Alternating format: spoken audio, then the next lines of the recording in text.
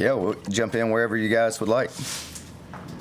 Wes, what's this experience like? I know a few weeks ago, people wouldn't have predicted that you guys would be in the playoffs. How excited are you? How excited are your players about what's ahead? Yeah, definitely. They're fired up, and obviously I am as well. You know, people coach and play this game for a lifetime and never get these type of experiences. So truly grateful for this opportunity, and guys have been practicing with a lot of fire and energy, and have been fired up and attentive to the details, and it's been a great start the past few days. When you look back at the fourth quarter of the ACC championship game, what were lingering points where you feel like you need to grow, or points of frustration maybe you thought you were going to get better? Yeah, definitely. Just focus in more on the details, and just came out of coverage a couple times on scrambles that cost us. But just going back to it all comes down to the little things: fundamental football, tackling in space, staying plastered on scrambles. Could help them maybe better with a call or two here and there, but just it's always the little things that hinder you from being successful, and just going back to work, focusing on the details this week and trying to get better. The first half, I guess, what positives did you take away from what y'all did, I guess, up until maybe the fourth quarter? Yeah, definitely. The two turnovers were huge, and converting those into touchdowns, that was the story of the game. And we've done a great job this year and last year of creating turnovers, and that's always a huge emphasis, but super proud of getting those big opportunities early and just the momentum that created early in the game. Wes, what have you seen out of Texas so far? Yeah, definitely. Just a really all-around elite offense. Coach Sark, he's an unbelievable coordinator and play caller, and have always had a lot of respect for him over the years and how he does things. Quarterback's a really good player, very smart, very savvy, knows where to go with the football, is a really good game manager. Always got elite skill being at Texas, so great wide-out group. Running backs are 23 and 26 are really, really good players. And they're massive up front, and it'll be a huge challenge. The tight end's a really good player as well. Did you ever, I know this is a pretty special atmosphere up here, did you ever experience the atmosphere in Texas for a full house of one of their games? I haven't. The only time I've been out there, we did a staff visit with them, actually when Rump was on staff out there, but that's the only time I've been to Austin. What have you seen from TJ Parker? He's been kind of on a tear recently, especially generating turnovers. How have you seen him kind of grow into a player? So this is kind of down your player this season. Yeah, definitely. I mean, it's been cool to see. Obviously, the school record with 6 forced fumbles in a season. Just his unbelievable work ethic, his business-like manner. He shows up every day with the right mindset. He's really in tune to his diet, off the field, how he works out, film study, and all of that. And just all his hard work's paying off, this year. Is there anything in particular he's really good at when he gets to the quarterback to get all those forced fumbles? What in particular do you see? Yeah, I think you always talk about, having pocket awareness and where the quarterback is in the pocket, and just his ability, to find the ball. And, that's always a huge emphasis, finishing on the quarterback, especially this year. And he's found a way to do that at a high level. Have you seen someone like Sammy Brown continue to grow, just making an impact on a weekly basis? Yeah, definitely. It's been awesome to see his progression. Early on, you could just see him kind of being a little timid, just learning, filling things out, seeing things, processing it, and the more and more he sees it and stuff, just the faster he plays. And, he tackles well. He processes things quickly. Got great FBI football intelligence, and just the sky's the limit for him. You mentioned that timidness. Is that something that just comes through reps in the game, or something that you saw sort of him grow out of in practice? Yeah, definitely. Just seeing it in real time and just processing, reacting it. It's typical for young linebackers, especially. You just got to get those reps and see it. In today's world, offense is motion probably 50% of the time against us. So You got a jet motion going that way, a tight end swapping back this way, and the ball carrier's going that way. So just seeing it in real time, processing it, understanding where your leverage and help is based off the coverage. And, he's growing tremendously over the last month or two. I think he played 83 snaps against SMU. Something like that. Yeah. Can you maybe educate us on the evolution of going to the 3 linebacker? It's kind of unconventional these days going against smaller spread offenses to go with a base as much as you did. Can you maybe share some insight into how that, sort of the evolution of that?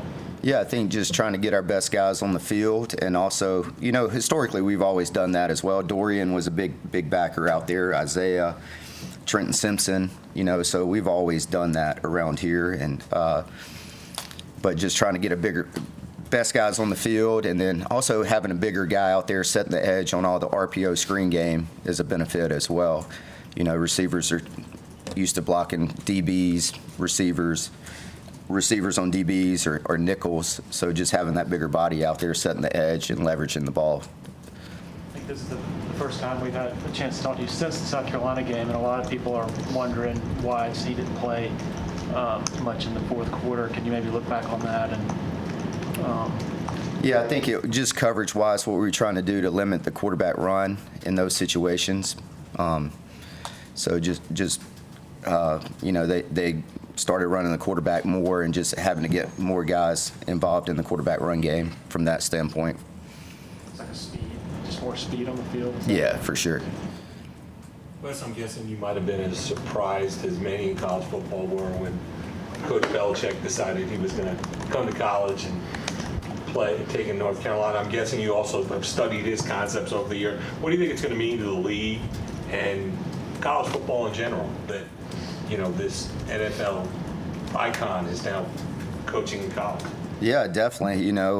Always have studied him being a defensive guy and his concepts and, his relationship with Nick Saban and how they've transformed defensive football over the last 30 years or so.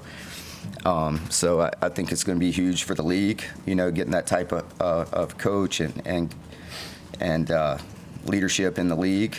I think it definitely strengthens our league from that standpoint. But, I think it's a tremendous opportunity for him to get in college as well. Wes, in your mind, what does Sarkisian do so well as a play caller? I think he manipulates and has a lot of eye candy. If you boil down his system, it's not, I wouldn't say simple, but they do what they do from a play standpoint, and they have a million different ways to window dress it. So you got to be great with your adjustments, all the motion, shifts, pre-snap stuff. And then obviously he does a great job of taking shots down the field, layered routes, max pro. His run game's very complex with all the eye candy and moving parts. But I feel like he's very, very balanced as a play caller, run, pass. He's usually 50-50 on a lot of things. So, and everything that he does schematically, he has a complementary play off of it. So if you take away one thing, then you have to also be able to take away the complement off that play. But just the eye candy first and foremost, and then all the shots and gadget stuff that you have to deal with as well. And then you mentioned the run game. It seems like they have 3 running backs that they kind of use interchangeably. How do you see them using those backs out of the backfield? Yeah, for sure. They throw it to them, they screen it to them, try to get them matched up on linebackers in the passing game, and always got to be check down awareness. Like I feel like Ewers always knows where his check downs are. So if the shot's not there, he's checking the ball down to elite players in space. So we got to do a great job of space tackling as well. Is there enough film on Arch to get a sense of where you feel comfortable with diagnosing? Yeah, I think he's got a lead arm talent, obviously size and speed as well. So I think he's got a chance to be a complete quarterback when it's all said and done. But just he's got all the talent that you've seen through the years. What have you noticed about this, how they mix him in? I know it's infrequent, but you've seen the SEC championship game. How unique is that where it's not at true like back and forth, but he does pop in occasionally. Yeah, for sure. You know, I think it just kind of depends situationally, involving him in the red zone with the quarterback run game. And I know early in the year he's played some spots as well in the open field. Peter Woods has been playing a lot of DT since the Pitt game. I guess what contributed to making him move from the edge to going back into the inside?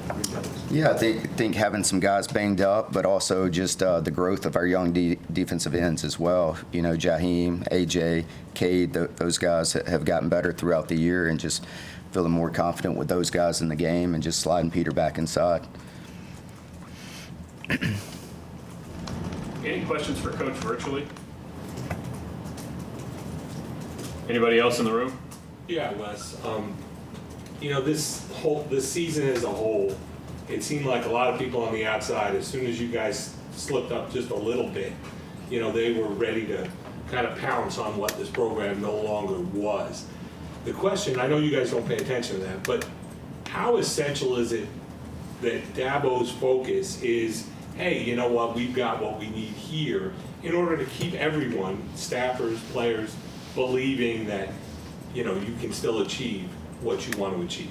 Yeah, for sure. You know, he's always the most positive guy that I've probably ever been around, and just he's a big dreamer, visionary type leader. So he's been painting that picture since January. You know, once the season started. You know, and then, you know, losing in Atlanta, just the focus of getting back to Atlanta for 2 more times in the year, and heck, that's still a realistic dream, right? And just that belief, that windshield mentality, and our guys just buying in and believing as well. Unshakable belief, you know. It's be quite the journey so far this year, but our guys, just tough people win in the end. They find a way, and I think it just speaks the grit, the toughness, the no-quit attitude of the guys in our locker room and in our building every day, and just that belief.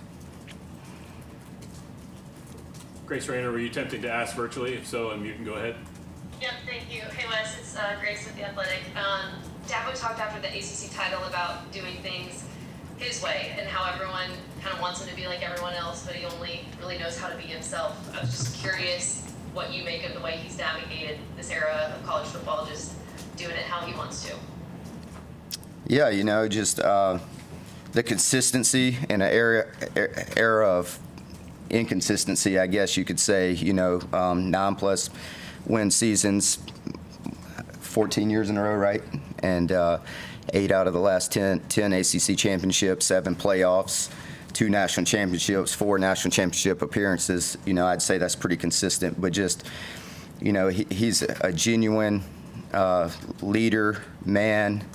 First and foremost, you know, it's hard to be someone else. It's already tough enough being yourself, but just he stays focused on the main things, and at the end of the day, you know, he can live with himself doing that. But just, it's been amazing just watching the journey coming here in 2009, and just, you know, back then just selling, same way this season's been, selling a dream, and now 16 years later, you have a bunch of results.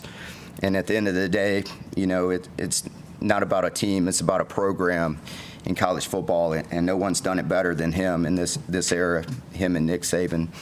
But just the consistency every day that you get from him, you know, the positivity, the pouring into these young men, graduation rates. I mean, I think that gets left out in today's world, whatever that crazy statistic was about transfers in today's world, you know, still having a 99% graduation rate, and just all of that, developing great young men on and off the field, NFL draft picks, 100% career job placement once they're done here. And just no one's done it better over the past 16 years, and Clemson's set up and built to last in this era. Any other questions for Coach Goodwin? Going once, going twice. All right. Thank you, Coach. Cool. Thank you all. We'll be on standby.